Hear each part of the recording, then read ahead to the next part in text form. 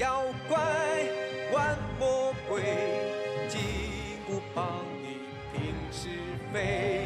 我眼睛睛看天下，眨眨眼不皱眉。是妖怪玩魔鬼，金箍棒你平是非。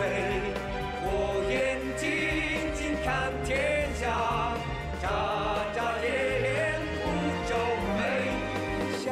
小猴头大领雷，天上地下有口碑，手中如意是宝贝，天地之间我怕谁？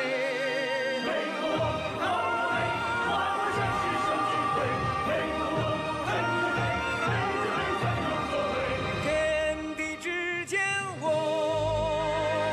怕谁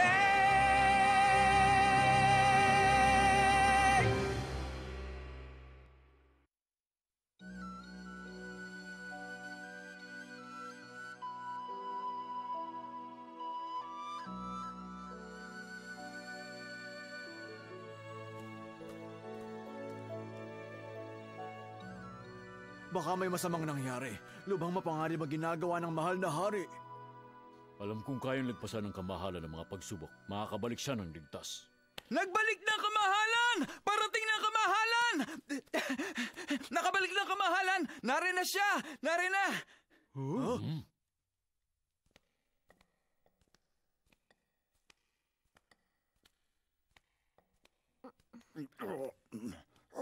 Ang kamahalan! Oh, mahal na hari, butit nakabalik na kayo.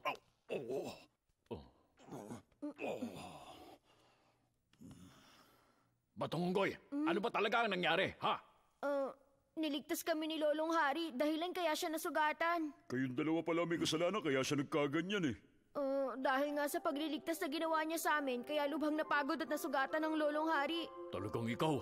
Ano pang alam mo, maliban sa pagbibigay ng problema sa amin? At alam mo bang, dahil sa'yo nasirang ilang bahagi ng kuta, ginawa itong patibong ng hari upang mailigtas ang ating tribo laban sa mga alagad ng Haring Habok na yon. Patawad po. Sagad sa buto ang kasamaan ng mga alagad ni Haring Habok. Sakaling napahamak ng husto ang ating kamahalan, kaya mo bang akuin ang responsibilidad? Ha? Pero hindi ko naman po gustong nangyari. Mahirap paliwanagan ng batang to. Nakakainis na siya. Wala siyang alam kundi gumawa ng problema. Tama! Palayasin yan! Palayasin yan! Palayasin yan! Palayasin yan! Oy, ang Batong na yan! Palayasin! Tigas ng ulo! Palayasin yan! Tahimik kayo! Tahimik! Palayasin! Nakita ko ay pinamalas na tapang nitong Batong Unggoy. Dahilan para maitaboy niya ang mga alagad ni Haring Habok at isiping siya ay isang bayani. Kaya naman, bakit siya palalayasin? Kung hindi dahil sa kanya, wala na ako ngayon. Gusto ko sanang gamitin ang mga patibong upang sila'y maitaboy at upang iligtas ang ating mga katribo. Ngunit hawak pala nila si Liuer at ginamit siya ni Haring Habok upang tayo'y takutin. Pero lumaban din naman kami. Oo, alam ko yan. Subalit di ba ay pinakita ng Batong Unggoy? Pinasok niya ang kuta ni Haring Habok at doon ay iniligtas niya si Liuer. Pabalik na sila dito sa ating kuta nang makita nilang nakikipaglaban ako sa mga alagad ni Habok. At dahil nag-iisa ako, muntik ko nang hindi kayanin ang pagkikipaglaban sa kanila. Dahil sa pagdating ng Batong Unggoy, naitaboy niya ni Liuer ang mga ito. Dahilan upang ako'y baligtas. Kamahalan! Mahirap lang ang daang pabalik rito kaya naman ako'y napagod at nagkasugat-sugat. Pero wala ito para sa akin. Iniisip kong karapat dapat lamang nakilalanin at ipagdiwang ang katapangan ni Batong Unggoy at ni Liuer.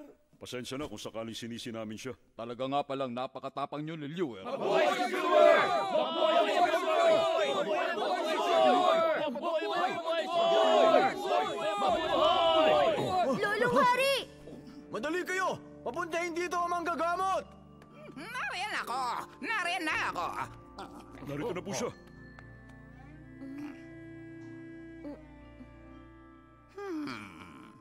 Ano bang matindi ang mga sugat na tinamo nyo, kamahalan? Konti na lang at malalagay na sa panganib ang buhay nyo. May ilang sugat na masyadong malapit sa inyong puso. Dahilan para humina ang tibok nito. Pero magagamot po ba? Anumang uri ng sakit at sugat ay naghihilom naman. Yun nga lang ay may katagalan ng isang ito. Kakailanganin ng hari ang matagal na pagpapahinga. Pero ano pong pwedeng gawin para mapabilis sa gumaling ang lolong hari?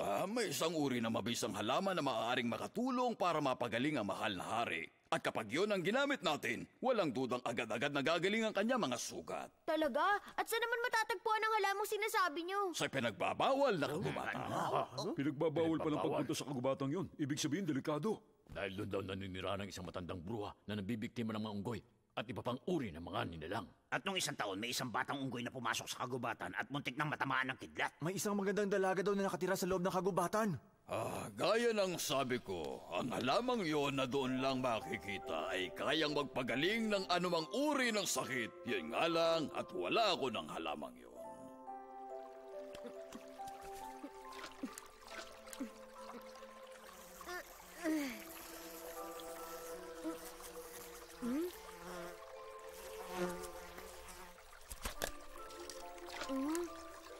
Naawa naman ako sa kalagayan mo.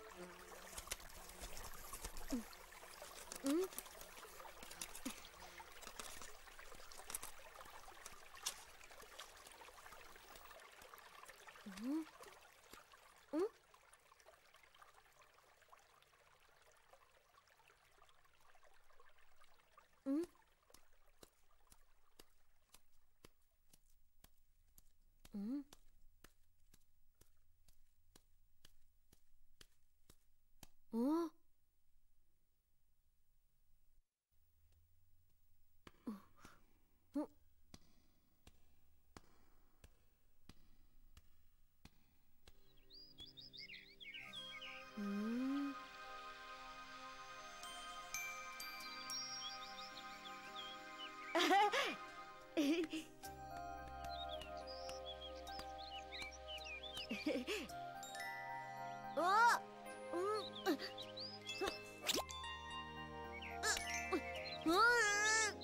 Labas na, kabuti! Huwag ka na magtago pa riyan! Magpakita ka na sa akin ngayon din! At sino may sabi sa'yo nagtatago ako? Sabihin mo, anong dahilan at pinasok mo ang isinumpang kagubatang to? Baka gusto mong maparusahan at makulong sa isang botelya ng gamot, ha? Sige, payag ako makulong. Pero hayaan mo muna ako makakuha ng mabisang halaman para gawing gamot para sa lolo kong hari. Ha? Ang lolo mong hari? Sino siya? Siya ang nagligtas sa akin. Nasugatan siya ng sandata ni Haring Habok at ngayon ay nasa panganib ang buhay niya. Si Haring Habok? At bakit naman niya nasugatan ng lolong hari mo? Dahil kinalaban siya ng lolong hari at talagang napakasama Hindi niya. ko alam kung gaano kasama si Haring Habok gaya ng pagkakasabi mo. Pero tandaan mong nangahas kang pasukin ng kagubatang ito at dahil dyan masama ka na rin. Hindi ako masamang tao. Talagang nagpunta ako rito para sa gamot. Para mo nang awa, tulungan mo ako. Marami nang nawalang dugo sa lolong hari ko, kaya nasa panganib ang buhay niya. Hindi naman yata totoo yan eh. Totoo ang sinasabi ko. Malubha ang sugat niya. Marami nang nawala sa kanyang dugo. Ang manggagamot ng tribo ang nagsabing dito sa kagubatang ito makikita ang gamot na makakapagpagaling sa kanya. Kaya nga kahit alam kong bawal pumunta rito, nagpunta pa rin ako. Pero alam mong bawal ang pagpasok dito? Wala naman ako ibang magagawa kundi ang pumasok dito kahit na lubhang mapanganib ang lugar na to para sa akin. Parusahan mo man ako, makikiusap pa rin ako, alang-alang sa lolong hari ko.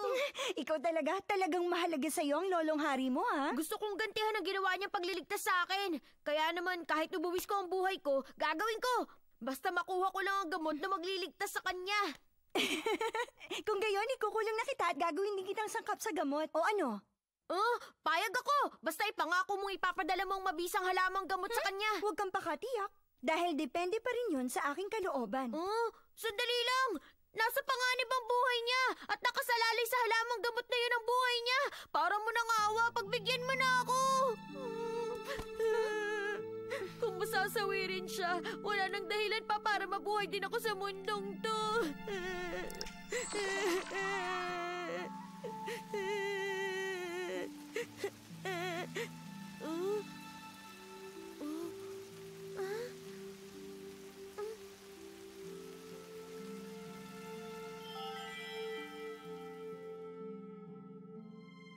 Nagbibiro lang naman talaga ako kanina. Akala ko talaga seryoso ka eh. Ito. Kunin mo ang kabuting ito para magamot na ang lolo mong Harry at nang gumaling na siya. Oh? Maraming salamat sa kabutihang loob mo. Pero ano nga palang pangalan mo? Ang pangalan ko ay Jade Rabbit. Eh, ikaw? Batong unggoy ang tawag nila sa akin. Batong unggoy? Natutuwa ako makilala ka ha. Tsaka, pasensya ka na kanina kung nabiro pa kita. Wala yun, kasalanan ko rin. Nadala ko sa emosyon ko sa pwedeng mangyari sa kanya. Hindi naman ako galit sa'yo. Parang masaya kasi nakikita kang emosyonal eh. At hindi ko napigilang biruin ka kanina. Pero nakita ko rin at naramdaman kong gaano ka kaseryoso. Lalo sa iyong lolong Harry. Nako, kung ganun, pwede na ba tayo maging magkaibigan? Pero kailangan ko munang bumalik para mabigay ang halamang gamot na to. At pwede rin ba akong bumalik dito at makipaglaro sa'yo sa mga susunod na araw? Oo naman, pwedeng-pwede. Pero mangako ka rin na hindi mo ipagsasabi ang tungkol sa lugar na ito dahil baka sumugod sila at dumugin ako rito. Huwag kang mag-alala, wala akong pagsasabihan sino man. Paalam! Paalam ba tong unggoy?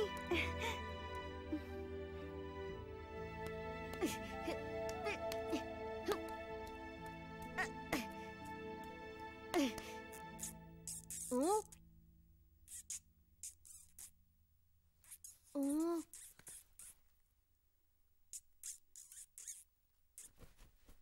Oh?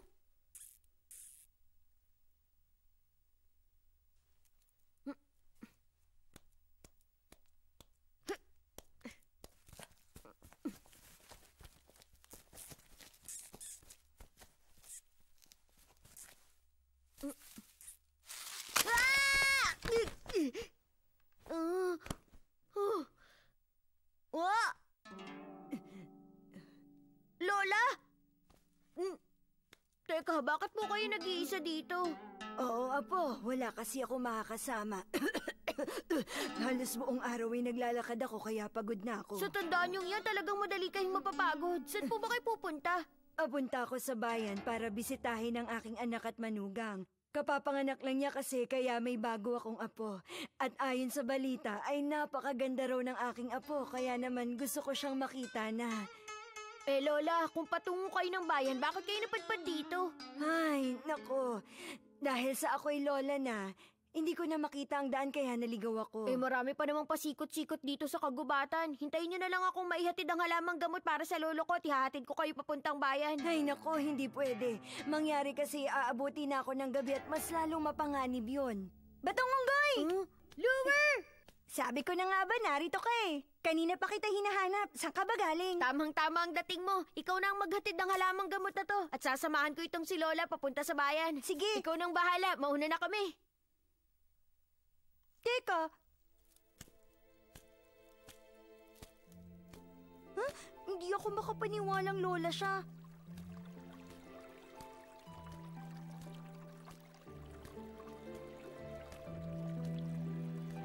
Sandali, Apo, at ibaba mo muna ako. Nauuhaw ako. Lola, ang mabuti pa. Dito lang kayo at kukuha ko ng maiinom niyo. O, sige.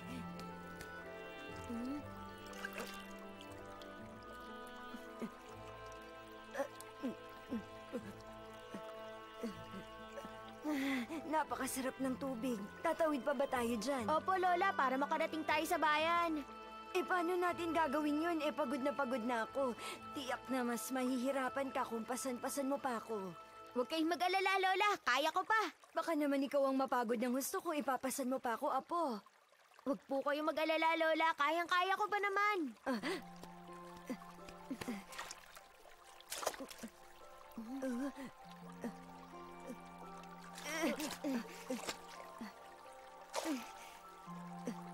Aba, tignan mo may tulay sa bandang ron.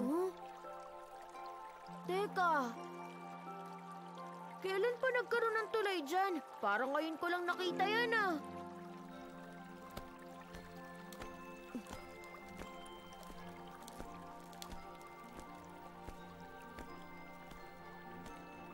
Alam niyo po, Lola, pagtawid natin ang ilog na to, naroon na agad ang pinakapaanan ng bundok patungong bayan. Pero teka, bakit napakabagal mo naman yatang maglakad? Gustuhin ko mo maglakad ng mabilis, pero pabigat kayo ng pabigat, Lola. Saka bakit ang haba ng tulay na to? Parang hindi siya matapos-tapos. Kaya nga hayaan mo na akong maglakad na lang. Ang payo po kasi sa akin, kung tutulong ka rin lang daw, mabuti pang lubusin mo na lang. Kesa konti lang. Kaya mula nun, yun ang panuntunan ko sa paggawa ng kabutihan para mas maging... Lola? Nasaan si Lola? Saan siya nagpunta? Ano to? Yan ang gantimpala ko sa'yo, Batong Unggoy. Sino ka? Huwag mo sanang baliwalain ang piraso ng mga gintong buhok na binigay ko sa'yo. Teka, sino ka ba? At nasan si Lola?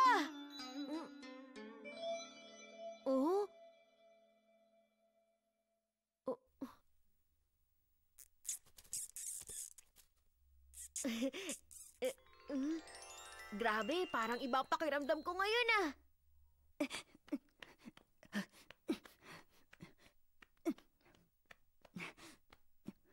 Narito na ang halamang gamot! Narito na ang halamang gamot!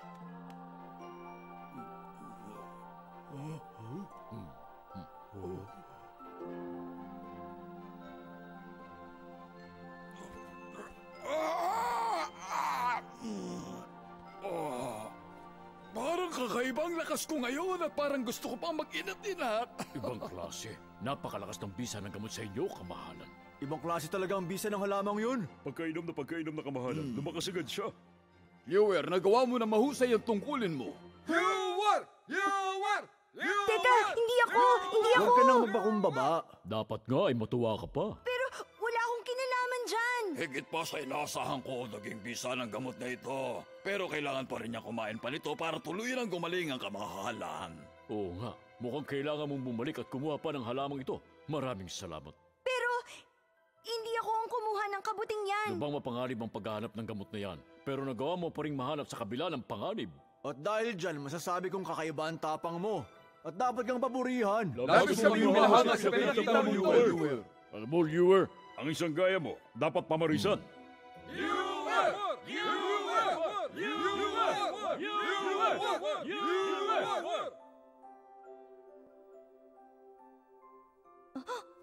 Bakit kaya wala pa si Batong Unggoy?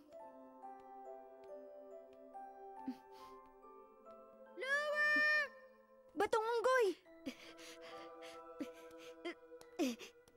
Luwer, bakit narito ka sa labas ng kuweba? Hinintay kita!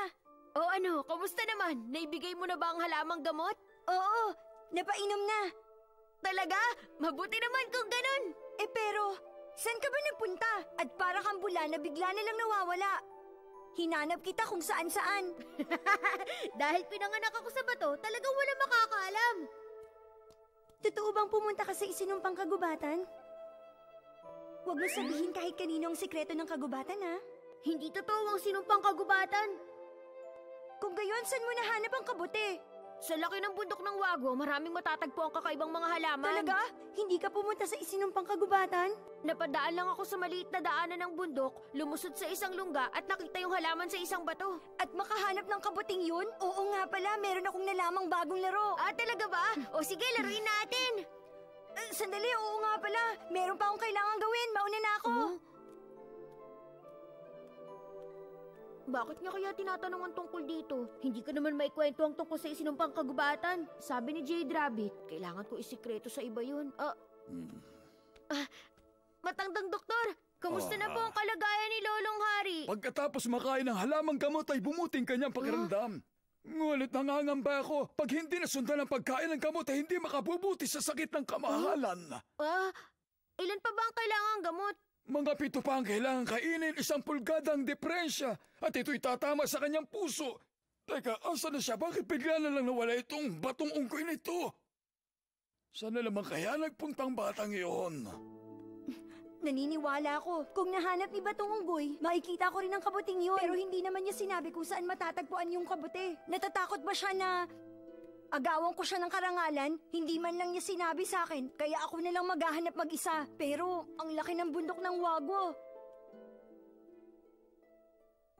Jade Rabbit! Jade Rabbit!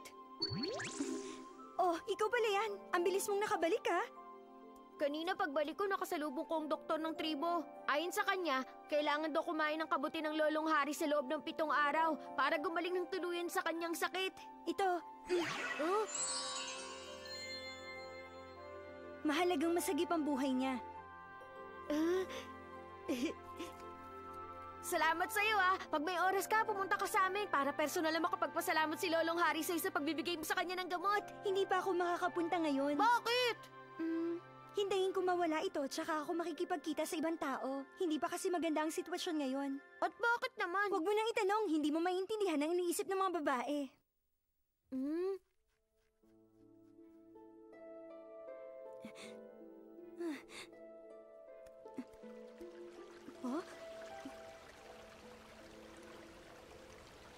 Nasaan kayang kabuting yun? Alam ko, nandito lang yun eh. Ha? Ano yun?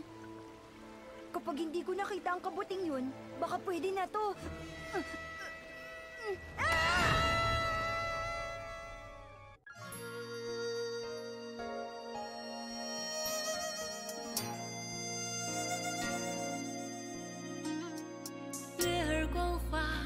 谁收？